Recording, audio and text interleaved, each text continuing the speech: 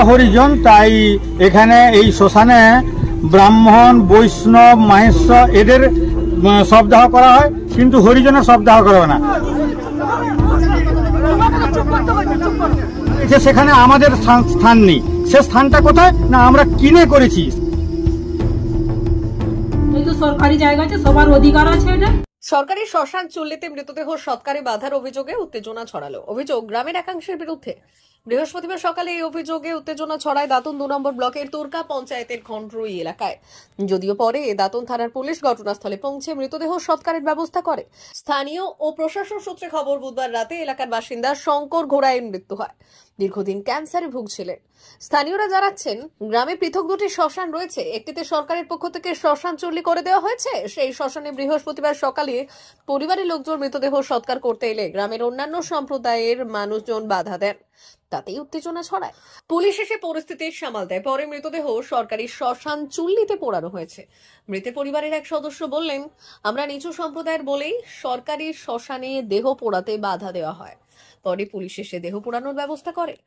একই বক্তব্য ওই সমাজের প্রতিনিধি চৈতন্য দাসের। ক্ষোভ, এই সময়েও জাতপাত নিয়ে সমস্যা। আমাদের পৃথক করে অচ্যুত করে রাখতে চাইছে কিছু মানুষ।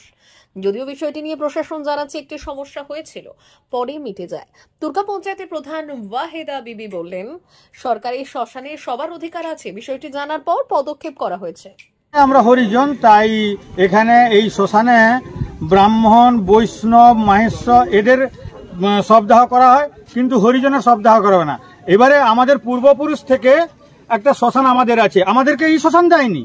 আমরা কিনে আমাদের পৈতৃক সম্পত্তি করে সেখানে আমরা সরকারিভাবে বা আমাদের যে গ্রাম থেকে একটা ডোনেশন দিয়ে শ্মশান করেছে, সেখানে আমাদের স্থান নেই। সে স্থানটা কোথায় না আমরা কিনে করেছি সেখানে শ্মশানে।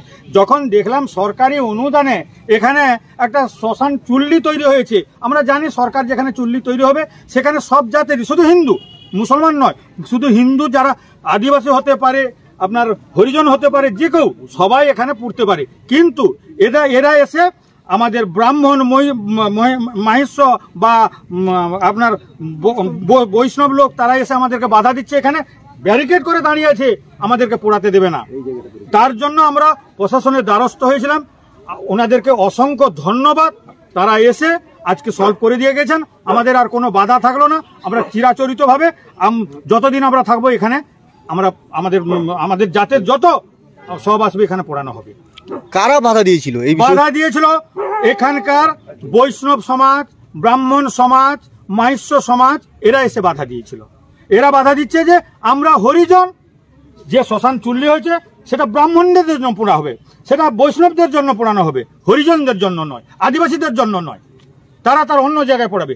আজকে 2025 সালে এখানেও জাতের বিভেদ চলছে। আমরা আমাদেরকে পৃথক করে দিচ্ছে, আমাদেরকে অচ্যুত করে রাখতে চাইছে এরা।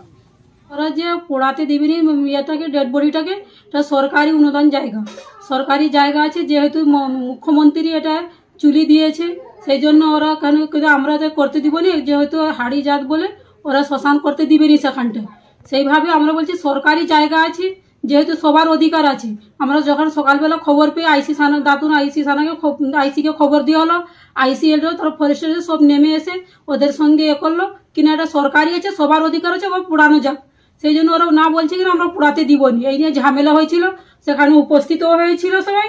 আমিও সেখানে খবর সকালবেলা পেয়ে আইসিকে ফোন করে, আইসি আবার বললেন যে এখানে শ্মশান করতেই হবে, যেহেতু সরকারি জায়গা আছে, সবার অধিকার আছে, এটা শ্মশান করতেই হবে। সেই জন্য এখন শ্মশানের জন্য ব্যবস্থা হয়েছে। ওরা এখন কিন্তু রাজি হয়ে মত ঠিক রকম দেয়নি, কিন্তু এখন আইসির ক্ষমতা অনুযায়ী সেখানে শ্মশান হচ্ছে। কিন্তু সুলভ মূল্যে এলোপ্যাথিক ঔষধ পাওয়ার বিশ্বস্ত প্রতিষ্ঠান এখন আপনার বাড়ির কাছে।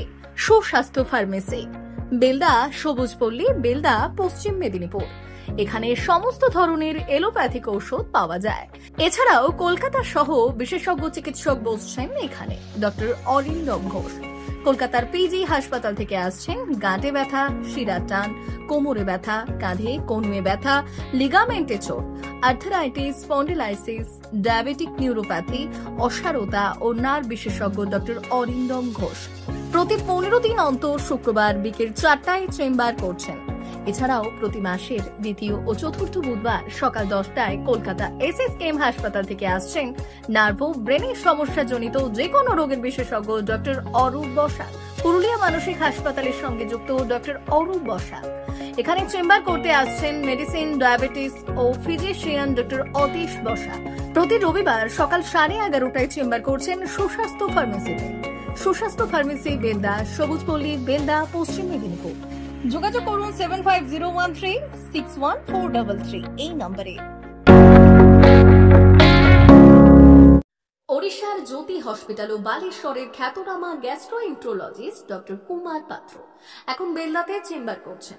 Kumar Patra MBBS, MD, ex SR gastroenterologist, sonologist, trained ERCP।